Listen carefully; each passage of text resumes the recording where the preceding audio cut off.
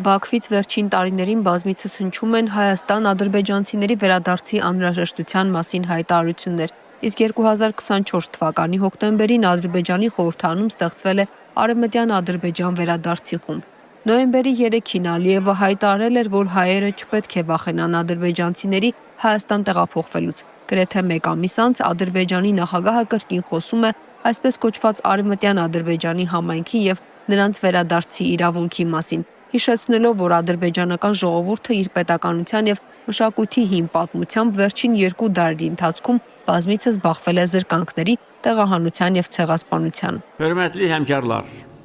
Türk dünyası Türk dövlətlərinin hüdudları ilə məhdudlaşmır. Հայաստանում բնակվող ադրբեջանցիների բռնի տեղահանումը, նրանց ունեցվածքի բռնագրավումը, նաև նյութական եւ մշակութային արժեքների բռնագրավումը, ոչնչացումը եւ օտարումն այժմ պատմական փաստեր են, որոնք հաստատված են փաստաթղթերով։ Պատմականորեն Հայաստանը ոչնչացրել է Արևմտյան Ադրբեջանում բնակվող ադրբեջանցիների հարուստ նյութական եւ ոչ նյութական մշակութային ժառանգությունը, նրանց սրբավայրերը եւ գերեզմանատները, իր տարածքից ադրբեջանական ժողովրդի հետքերը ջնջելու համար անհրաժեշտ է քայլեր ձեռնարկել հայերի կողմից ադրբեջանցիների դեմ մարդկության դեմ կատարված հանցագործությունները միջազգային իրավունքի համաձայն գնահատելու համար եւ որ միջազգային հանրությունն աջակցի մեզ այս հարցում։